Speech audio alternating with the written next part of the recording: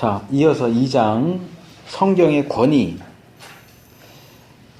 이 책은 각 챕터마다 쓴 사람이 달라요.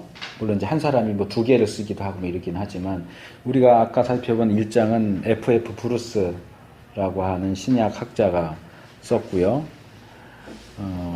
지금 이 2장은 칼 H. 헨리라고 하는 분인데, 이분은 조직신학자예요. 조직신학자인데 성경의 권위에 대한, 그러니까 그런 특징을 알아두면 이분은 글이 풍기는 게 다르구나. 조직신학적으로 썼어요. 조직신학자니까 어쩔 수 없죠. 자, 권위에 대한 얘기를 하면서 일단 서론적으로 심각한 권위의 위기가 있다. 특별한 권위만이 아니라 권위라는 개념 자체가 심각하게 도전을 받고 있다. 이해가 안 되는 것도 아니다. 폭군들, 전체주의 뭐 이런 것들 그렇긴 한데, 이런 권위에 대한 도전이 성경에 대한 도전으로, 그리고 하나님에 대한 도전으로 이렇게 연결되는 것은 정말 굉장히 심각하게 우려해야 할 만한 일이다 하는 것을 이야기를 하죠. 그래서 모든 피조물의 권위와 힘은 하나님의 권위로부터 파생되어 나온다. 이렇게 얘기하죠. 오른쪽 페이지 둘째 단락. 이 로마서 13장에 나오는 권위에 대한 얘기죠. 모든 나라의 권세자는 하나님이 권세를 주신 것이다. 그래서 그 밑에 단락 보시면 시민, 정부, 가정, 교회, 이게 다 하나님의 그 뜻 안에서 질서 체계, 권위 체계로 세워진 것인데, 우리가 살고 있는 이 시대는 일단 권위라고 하면, 그러니까 권위주의를 싫어하는 거는 이해해요. 근데 지금은 권위주의만 싫어하는 게 아니고 권위 자체를 싫어해요. 그러니까 어떤 권위도 인정하지 않으려고 그래요. 그러니까 학생이 교사의 권위를 인정하지 않으니까, 그렇죠? 사회의 이 제도 자체가 또 그렇게 가죠. 물론 과거에 우리 어렸을 때는 또 선생님들이 너무 폭력적으로 학생들을 다뤘던 것도 있어요. 그렇게까지 안 해도 됐을 텐데, 그래서 그런 것도 있지만, 오늘날에는 정당한 어떤 징계도 못하게 만들어 버렸잖아요. 다 점수로 뭐 이렇게 하고, 오히려 애들이 선생님을 때리고 폭행하는 일이 생기는 그런. 근데 이것은 제도뿐만 아니라 개인으로 놓고 볼 때도 이건 굉장히 심각한 문제입니다. 자기 자신까지도 망치는 거예요. 권위에 대한. 그러니까 교회 안에서도 선생님의 권위, 목사의 권위, 그리고 나가서 하나님의 권위도 인정이 안 되는 거예요. 성경의 권위. 그 권위가 무너진 시대에 이미 아직 돌아가지 않으셨나? 빌리 그레함 목사님 돌아가셨나요? 아직 돌아가시지는 않으셨죠. 그분이 정말 혜성같이 나타나서 전 세계적으로 그 복음 전도자로 역할을 했는데, 그분의 어떤 그 독특한 멘트가 있어요. The Bible says. 성경이 말씀하시길. 왜냐하면 그 시대는 아무도 그렇게 얘기 안 했어요. 성경이 얘기했는데 그건 뭐 어쨌다고. 근데 이 빌리 그레함 목사는 성경의 권위를 높이는 거예요. 성경이 말했다 그러니까 해야지. 성경이 하지 말라고 그랬으면 하지 말아야지. 근데 뭐 오늘날 교회 안에서 성경이 얘기했다고 해서 아멘, 말로는 아멘 하는데 실제로 그렇게 순종하면서 사느냐. 제가 며칠 전에 페이스북을 보니까 어느 목사님이 참 부끄럽다 그러면서 글을 올렸어요. 그러니까 뭐 몇 년 전 얘기인가 본데, 자기가 설교를 하면서 무슨 얘기를 하다가 입양 얘기를 했대요. 그러니까 자녀가 없고 뭐 이런 분들이나, 또는 어느 정도 안정되거나 이런 분들은 이 고아, 버려진 아이들, 우리나라가 세계 1위잖아요. 고아 수출국으로. 아마 이제 그런 얘기 하면서 입양도 좀 하면 좋겠다 그렇게 설교를 했는데, 며칠 있다가 그 교회 장로님이 입양을 했더래요. 나이가 50이 넘은 장로. 그분 순종하는 걸 보면서 참 부끄러웠다고. 설교한 자기도 입양 생각하고 자기는 입양 안 했는데 말씀을 들은 장로가 입양을 한 거예요. 그 설교를 듣고 말씀에 순종한 거죠.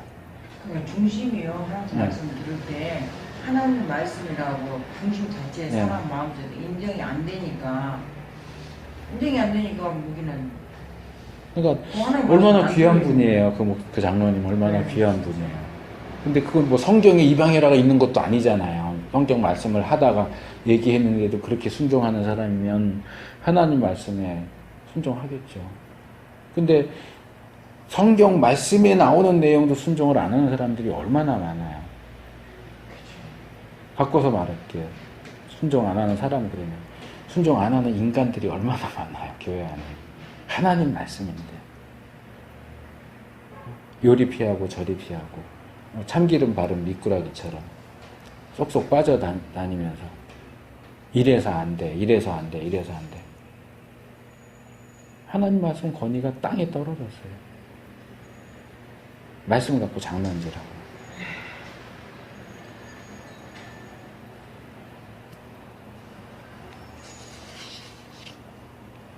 자, 성경은 제일 마지막 단락. 하나님의 초월적 의지를 객관적인 기록의 형태로 계시하기 위해 영감을 받아서 쓰여진 책이다.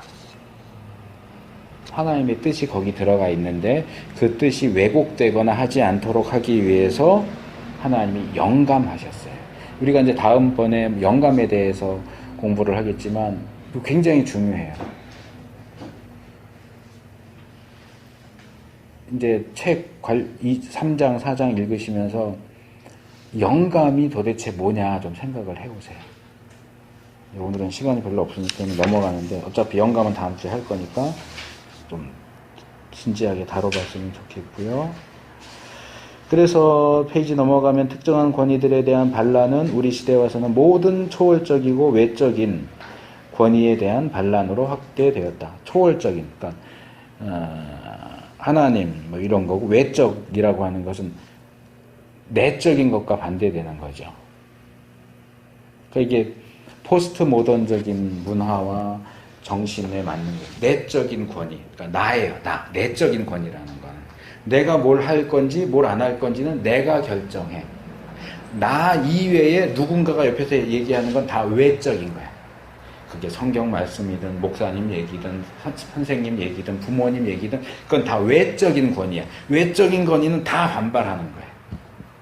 그러니까 지 혼자 잘난 거죠. 모든 걸 내가 결정해. 이게 얼마나 위험한 건지 몰라요. 근데 교육이 이렇게 만들어버렸어요. 네. 그러니까 교육도 그런 사람들이 교육 체제를 만드니까 그렇게 가는 거예요. 그래서 여기도 이제 어딘가 제가 뒤에 나오겠지만 뒤에 나오면 얘기 안 하면 되니까 이게 이 시대만의 현상이냐? 아니다. 창세기 3장에 나오잖아요. 하나님의 명령 무시하고 내가 하고 싶은 걸 하는 거예요. 그게 아담과 하와의 최초의 범죄잖아요. 내가 하나님이 되겠다는 거예요. 내가 권위자가 되겠다는 거예요. 내가 권세를 부리겠다는 거예요. 내 위에 누구도 나에게 권위를 부리는 건 인정할 수 없다는 거예요. 이건 아주 인간의 본질적인 고질병이에요.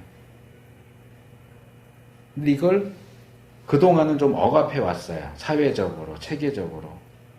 뭐 유교의 그런 사상, 교회의 권위, 하나님의 권위, 성경의 권위 이랬는데 이게 르네상스 계몽주의 들어오면서 인간의 이성, 자율, 자유 이러면서 네가 하고 싶은 대로 해. 그거에 한마디로. 난 내가 하고 싶은 거 한다. 내가 하기 싫으면 안 하고.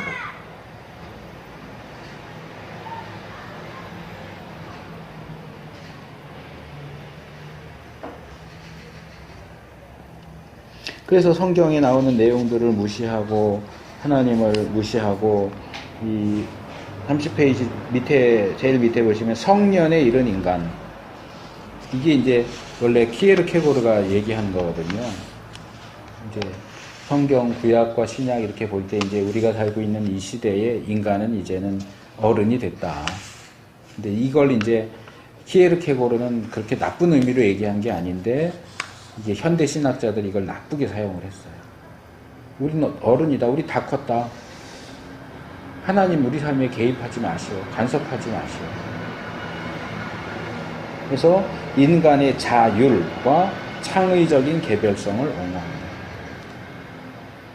우리가 자유의지 뭐 이런 거 얘기 많이 하는데 사실은 인간 역사 속에서 자유의 개념이 등장한 게 그렇게 오래되지 않았어요. 제가 기억하기로는 프랑스 혁명 이후로 나오는 거예요. 자유에 대한 개념은.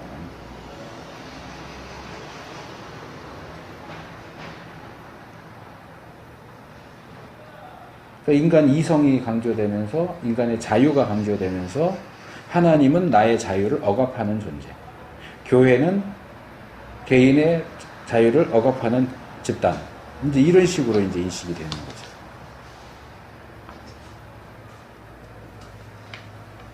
그래서 자기가 주인이 되고자 합니다. 자기들이 선호하는 도덕적 기준을 따르고. 그 오른쪽 페이지 중간쯤 보시면 급진적인 세속주의자들은 모든 외적이고 객관적인 권위에 대해 공격적일 만큼 적대적이다. 아까 얘기한 거 여기 나오네요. 그 밑에 단락. 그런 일은 성년에 이른 현대인에만 해당되는 특별한 일이 아니다. 그런 일은 에덴 동산에서도 일어났다.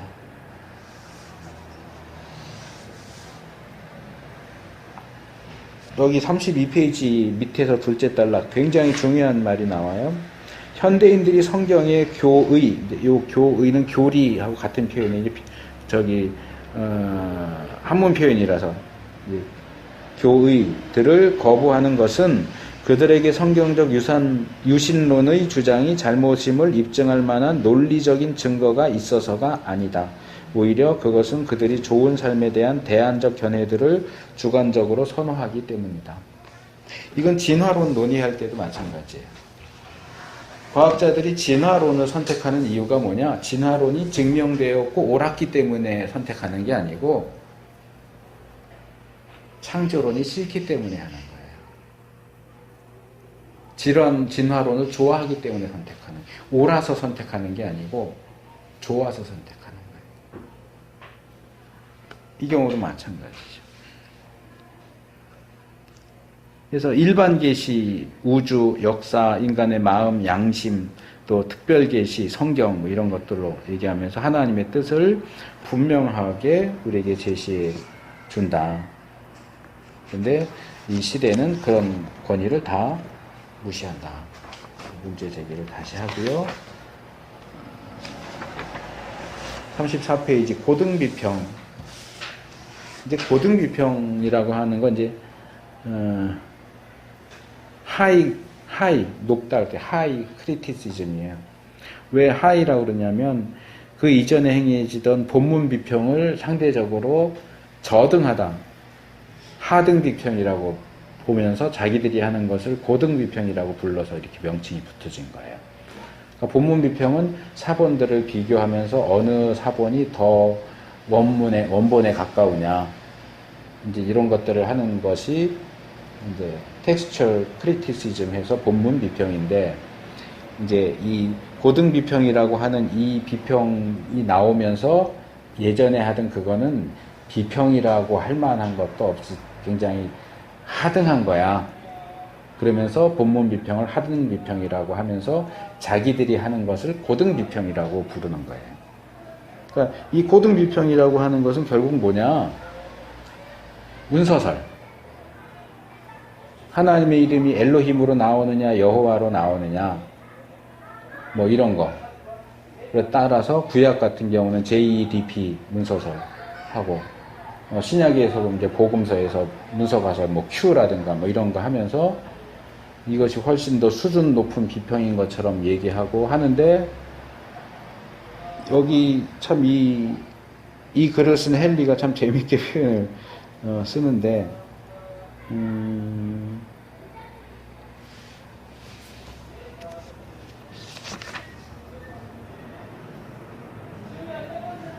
36페이지 제일 밑에 줄을 보시면 성경의 가르침을 하나님의 계시의 수령자들의 것이 아니라 후대의 편집자 역할을 한 이들의 것으로 돌리는 낡은 비평적인 견해들은 오늘날 그 자체가 새로운 비평의 측면에 있다.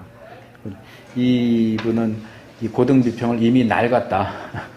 이미 낡았다. 쓸모가 별로 없어졌다. 이렇게 주장을 해요. 근데 이건 조금 강한 표현이고, 물론 이 문서설이나 이런 것들이 여기 이제 새로운 비평, 이제 문학 비평이죠. 전체를 통으로 좀 읽자고 하는 그런 비평들에 의해서 이 고등 비평의 결과는 성경을 갈기갈기 찢어 놓는 거예요. 통으로 안 보고 이건 J, 이거는 E, 이거는 D 이런 식으로 하다 보니까 한 300년 기간 동안 성경을 다 갈기갈기 찢어 놓으니까 이건 아니다. 이게 함께 이렇게 묶어서 볼 때 얼마나 아름답게 조화를 이루는 그 글인데 이걸 그렇게 자꾸 조각내면 되겠느냐. 요게 이제 현재의 입장이고, 그래도 이 고등 비평이 그래서 과거처럼 그렇게 힘을 많이 쓰진 않지만 그럼에도 불구하고 아직도 구약학과 신약학 안에서는 고등 비평이 기본적인 내용으로 자리를 차지하고 있어요. 근데 그 내용들을 자세하게 얘기할 필요는 없을 것 같고, 그래서 비평 한쪽으로는 비평주의자들이 너무 성경의 권위를 짓밟아 놓고, 근데 또 한편으로는 다시 34페이지 보면 복음주의적인 논객들이 제기했던 성경의 권위의 의미에 대한 과도한 주장 모두로 인해 그늘이졌다. 그러니까 말하자면 비평주의는 좌익이에요. 그래서 이거는 인간의 말일 뿐이지 이걸 자꾸 하나님 말씀이라고 하고 권위를 부여하고 그러지 마라. 이렇게 간다면 우익에는 이건 하나님 말씀이야라고 주장하는 보수주의자들이 있는데 그 주장이 너무 지나치다는 거죠. 뭐냐 하면 예를 들면 제가 이 질문을 할까요? 창세기 1장에 하나님이 첫째 날 천지를 창조하시면서 이렇게 말씀하시죠. 하나님이 가라사대 빛이 있으라. 하나님이 빛이 있으라를 어느 나라 말로 했을까요?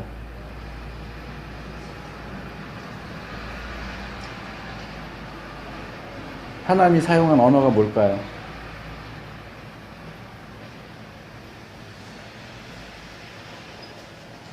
각자의 나라의 말. 나라도 없는데? 나라도 없고 사람도 아직 없는데요?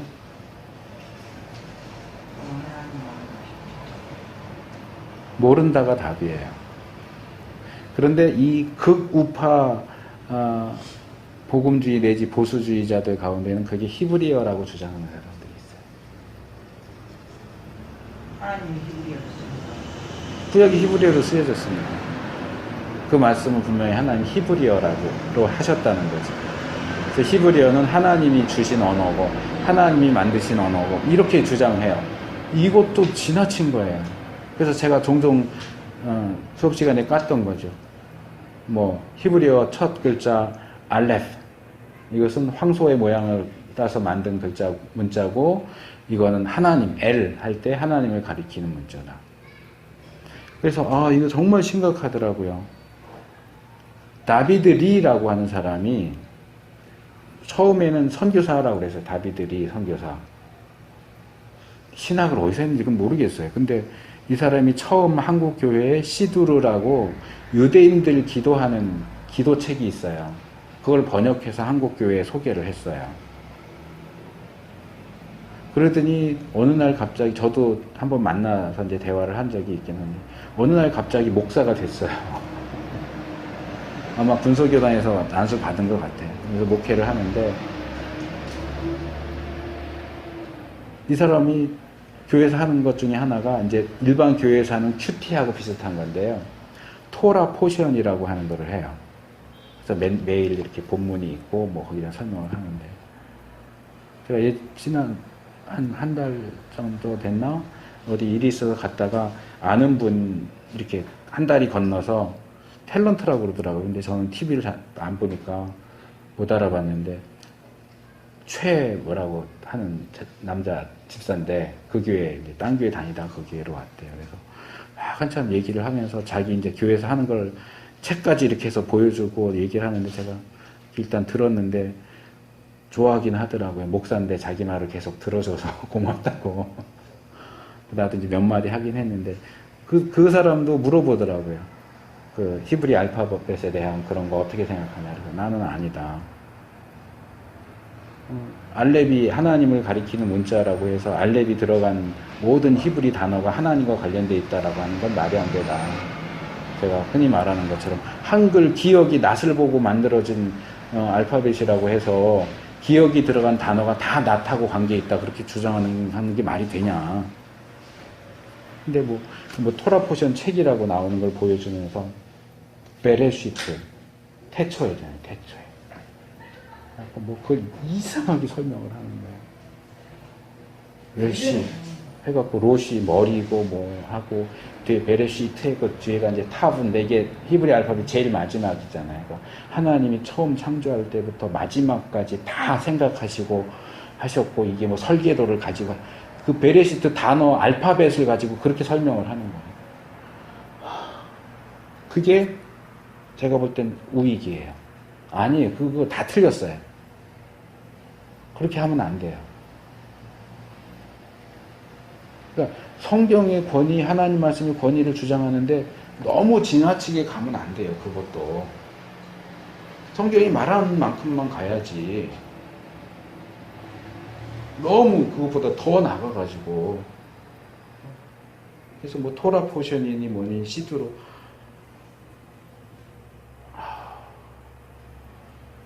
차라리 시편을 가지고 기도하지.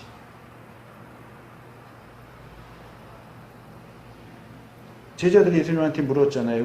우리 주님 우리에게 기도를 가르쳐 주십시오. 그 당시 유대인들이 하는 기도문들이 있어요. 시두르를 비롯해서 좀 욕 같아서 좀 그렇지만 주의해서 들으세요. 18 기도문이라는 것도 있어요. 18가지 내용을 가지고 기도하는 게 있어요. 그런 거라든지 몇 개가 있는데 예수님이 야 니네들 지금 하고 있는 그거 시두르 기도 그거 해 그렇게 안 하시고 기도를 가르쳐 주시잖아요. 그게 뭐예요? 주님이 가르쳐 주신 기도예요. 그런 유대적인 기도문들이 쭉 있는데도 불구하고 하나님이 예수님께서 주님이 가르쳐 주신 기도를 가르쳐 주면 그거 갖고 기도하면 되는데 다시 유대교로 회귀해서 유대인들이 하는 기도를 갖다가 번역해 갖고 기도 시간에 그걸 읽고 앉았어요. 그때 그 사람이랑 똑같네. 누구요? 초대교회 유대교로 다시 제자 뽑고 돌아가려고 해요. 제가 히브리서 얘기할 때 얘기했었죠. 유대 기독교인데. 예. 그거는 제가 볼 때는 시간의 흐름을 역행하는 거예요. 유대교의 시대가 끝나고 기독교의 시대가 왔는데 기독교 시대에 사는 사람이 다시 유대교를 하겠다는 거랑 똑같은 거예요. 제사 드리다가 이제 예배로 왔는데 자기는 다시 제사 드리겠다는 거랑 똑같은 거예요. 이거는 말이 안 되는 거예요. 뭐 성지 순례 갔다가 그 쇼파르 양뿔 이렇게 생긴 거 사갖고 와가지고 그냥 불어요. 무하고 부는 아멘. 아니 나팔을 부는데 왜 아멘을 해요? 뭐 나팔 소리에 무슨 내용이 들어가 있어요? 그 성경에 나오는 그 나팔 불었다고 아멘이래요. 그냥 무하고 불면 아멘 아멘. 왜 뭐 이렇게 극진하게 아멘할 일이 있는지 난 이해가 안 되는데 뭐에 앉아가고 무 아멘. 분별해야 돼요. 극자가 되는 것도 위험하지만 극우가 되는 것도 위험해요. 근데 그런 걸로 보면 한국교회가 너무 지금 혼탁해 있어요. 극자와 극우가 치우치는 게 심하게 치우친다. 네.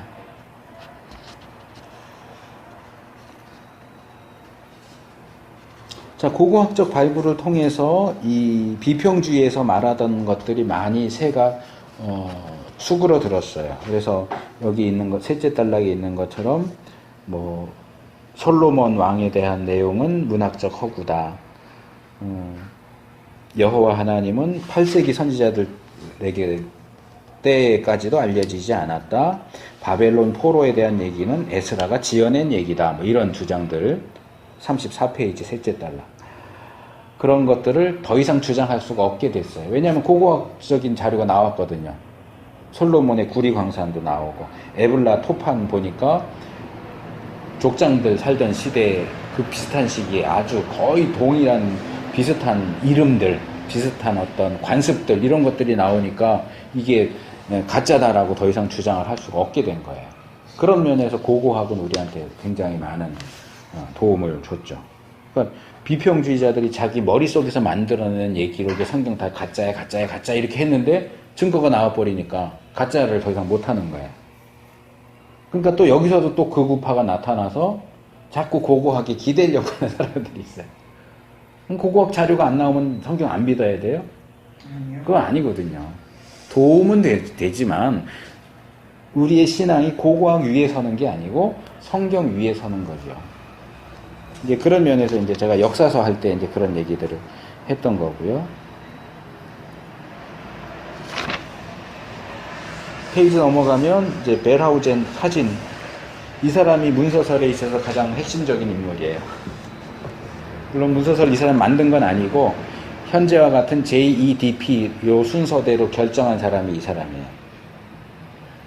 여기 번역이 잘못된 것 같은데 이 문서설에 대해서 유대인 학자인 움베르토 카스토라는 사람이 성경의 문학적인 특성을 얘기하면서 문서설에 대해서 반대했는데 여기 넷째 줄에 상대적으로 늦게 추장하는 입장을 견지했다라고 번역했는데 견지가 아니고 제가 볼 땐 견제인데 오타가 났든지 이분이 단어를 헷갈렸든지 그런 견지했다는 거는 그 입장을 계속 유지했다 그런 뜻이거든요.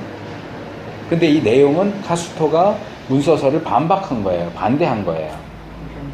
그럼 견제라고 번역하는 게 맞는 것 같은데 이게 번역이 잘못됐어요. 견지가 아니고 견제.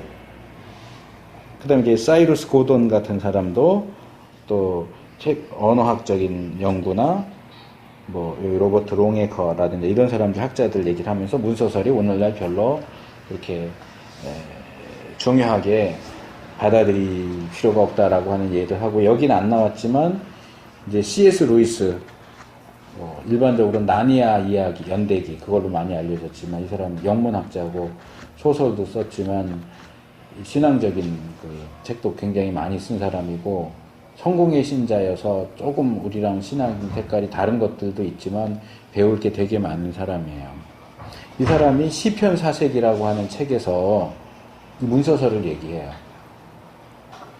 이건 그냥 제가 바꾼 표현이지만 루이스가 이 문서설 주장하는 비평주의 학자들을 향해서 따끔하게 일침을 가해요. 이건 제 말이에요. 니들이 문학을 알아?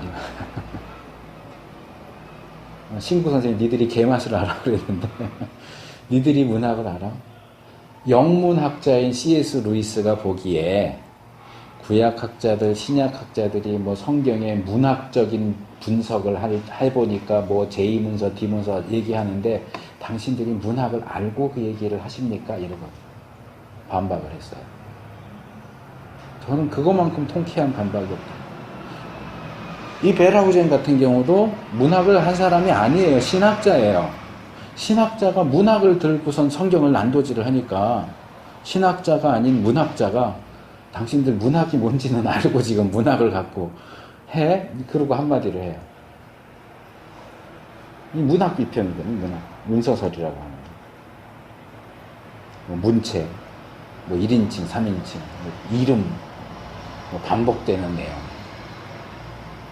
얼마든지 이 문학 안에서는 이름도 바꿔 쓸 수도 있고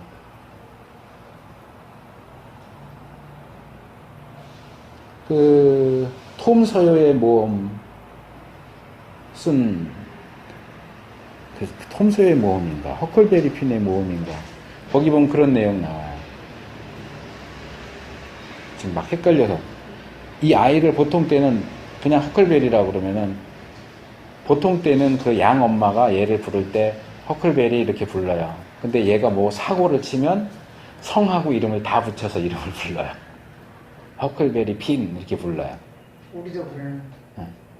그건 뭐냐, 그러니까 그렇게 보면 성하고 이름을 다 해서 부를 때는 뭔가 지금 내가 나단 맞을 일이 들통났다. 전화 이렇게 가면 이제 뭔가 문제가 있어. 근데 만약에 이 베라우젠이나 이런 문서서를 하는 사람들 입장에서 보면 허클베리라고 한 건 다른 사람이 쓴 거고 허클베리 핀 하면 또 다른 사람이 썼다는 주장이에요. 이게 말이 안 된다는 거죠. 얼마든지 문학적인 이유에서 이름을 바꿨을 수도 있어요. 근데 이름이 다르게만 나오면 딴 사람이 썼다고 자꾸 주장을 하니까 문학 비평으로 성경을 난도질하는데 이 사람들이 문학을 사실 모르는 거라는 거지. C.S. 루이스가 얘기하는 거예요. 저는 거기 전적으로 동의해요. 자, 성경에 대한 성경의 관점.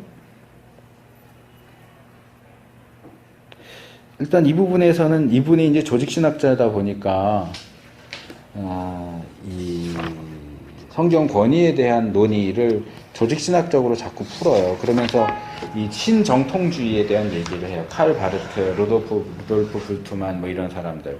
그러니까 여기 성경의 그 말씀을 내적으로 체험한다라는 표현이 나오죠. 오른쪽 페이지 그 둘째 단락 둘넷 여섯째 줄 보면 내적으로 체험되어야 한다. 그러니까 이런 거에 쉽게 말하면 그냥 이건 여러분 조직신학 하실 때 처음에 서론 배우면은 다 나오는 건데 신정통주의 칼 바르트나 루돌프 불트만은 성경은 하나님의 말씀이 된다 이렇게 주장해요. 성경은 하나님의 말씀이다. 이건 우리 입장이고 우리 정통적인 입장이고. 좀 안 될 수도 있다. 네, 그렇죠. 그러니까 성경은 그냥 보통 글인데 이게 내 마음에 와서 탁 닿을 때, 내적으로 체험될 때, 그때 하나님의 말씀이 된다는 거예요. 그렇게 내적으로 체험이 되지 않는 상황에서는 하나님 말씀이 아니야. 이게 신정통주의 성경관이에요. 우리 입장은 그게 내적으로 확 와 닿든지 안 닿든지 그 하나님 말씀이 왜? 하나님 말씀을 기록한 거니까 하나님 말씀. 그 다음에 또 이제 비평주의적인 입장 중에 하나는 성경에는 하나님의 말씀도 있다. 예를 들어서 하나님이 가라사대 빛이 있어요. 이건 하나님 말씀이에요. 근데 뭐 예를 들어서 성경에 보면은 욥기에 마귀가 와가지고 하나님한테 하나님 욥 시험하면 분명히 하나님 저주할 겁니다. 이거 하나님 말씀이 아니에요. 그거 마귀의 말이잖아요. 그러니까 이건 하나님 말씀이 아니라는 거예요. 근데 우리는 그걸 다 합쳐서 다 하나님의 말씀이라고 뭉뚱그려서 거기서 말을 마귀가 한다고 할지라도 그것이 기록된 욥기는 하나님 말씀이죠. 그러니까 하나님 말씀이다가 우리 입장이고 우리 입장이 아닌 다른 입장 중에는 하나님 말씀이 된다거나 하나님의 말씀도 있다. 이거는 우리가 인정할 수 없는 성경관이에요. 근데 그런 것들을 여기서 지금 쭉 풀어서 쓰는데 그걸 다 얘기하기는 이제 뭐 하니까 제가 그냥 뭉뚱그려서 말한 거고요. 무호성의 문제로 넘어갈게요. 39페이지. 여기 무오와 불오에 대한 것은 우리가 다음 주에 다룰 것이기 때문에 그냥 넘어가고 여기 그레시안 메첸에 대한 얘기가 나오죠. 이 메첸 참 대단한 사람이에요. 이 프린스턴이 작용화되고 그래서 웨스트민스터 신학교가 세워질 때 핵심적인 역할을 한 분 중에 하나예요. 그레시안. 이름이 잔 그레시안 메첸 해가지고 여자 이름 비슷하게 들리긴 하지만 남자예요. 여기 사진에 나온 이분입니다. 성경은 오류가 없다. 그 당시 이제 성경의 권위를 인정하지 않는 사람은 성경은 구원 문제에 관한 한 오류가 없다. 그러나 다른 문제에 있어서는 오류가 있을 수 있다라고 주장을 해요. 이해되세요? 무슨 얘기인지? 구원 문제에 있어서는 오류가 없는데 인간이 기록하다 보니까 구원 문제를 제외한 다른 데서는 실수도 있고 오류도 있을 수 있다라고 하는 것이 그 당시에 성경의 권위를 인정하지 않는 사람들의 주장인데 이 매추엔이라든가 뒤에 나온 워필드도 나오는데 워필드나 이 사람들은 성경 전체가 다 오류가 없다. 성경이 예를 들어서 역사 문제에서 오류가 있다면 신학 문제에 있어서는 오류가 없다는 걸 어떻게 입증하냐는 거죠. 이게 이제 문제의 핵심이에요. 그러니까 성경의 오류를 어느 한 부분이라도 인정하는 것은 성경의 권위 문제에 있어서 타협하는 거다. 그럴 수 없다. 그러면 성경의 권위가 무너져 버린다. 이게 이제 그 당시 이 미국 교회에서 일어났던 성경 논쟁의 가장 핵심적인 부분이에요. 근데 여기에 영감과 관련된 거기 때문에 더 자세한 얘기는 다음 주에 다룰 거고요. 그래서 40페이지 제일 밑에 단락, 메이첸 자신은 성경 전체가 권위의 보좌로 간주되어야 한다는 확신을 결코 포기하지 않았다. 오른쪽 페이지 넷째 줄, 우리가 예수님이 그분의 지상사역 기간에 주신 교훈들 중 우리의 전제에 적합한 것들만 가려 뽑는 것은 온당치 않다. 그리고 이제 패커, 이게 이제 3장 쓴 사람 패커인데, 페이지 넘어가서 42페이지. 성경의 신뢰성에 대한 모든 타협은 즉각 성경의 권위에 대한 타협으로 간주되어야 한다. 이 표현도 참, 이거 번역 좀 그렇긴 한데, 둘, 넷, 여섯째 줄. 절대적으로 참되고 믿을만하지 않은 진술들은 절대적으로 권위 있는 것이 될 수 없다.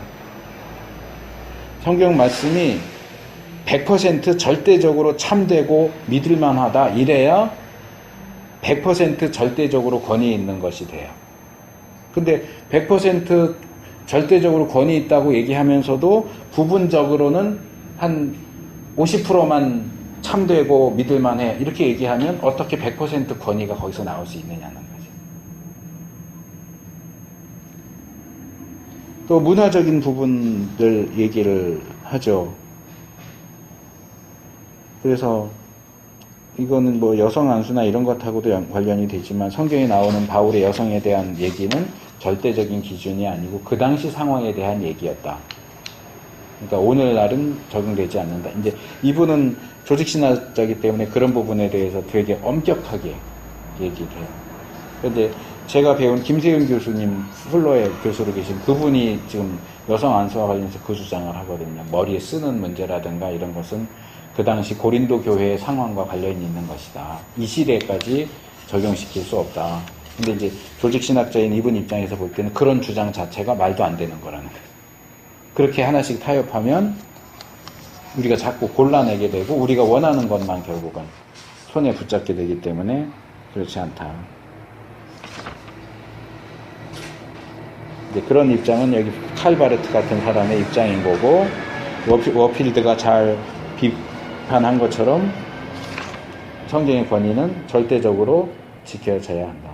이 성경의 권위를 부정하면 이런저런 문제들이 발생하게 된다. 그게 이제 46페이지 이하. 그거는 그냥 읽어보세요. 자, 혹시 지금 2장은 제가 좀 띄엄띄엄 했는데 질문하실 거 있으시면 하시고, 설명할 게 몇 개 더 있긴 한데 시간이 다 돼서 2장을 테이프 안 내셨으니까 모르시겠는 건 2장 테이프 하시면서 질문하시면 제가 다음번에 답할 수 있도록. 테이프 해와요? 3장 4장 다 해. 그럼 2장 3장 4장 다 해. 원래 계획대로는 그렇게 해야 되는 거니까 하시면 좋을 것 같아요. 빼놓는 것보다 어쨌든 그래도 테이프 하면서 읽으시면 공부가 되니까. 다음 주 4장. 4장까지. 네. 숙제가 아주 그냥 무적이죠. 다음 주에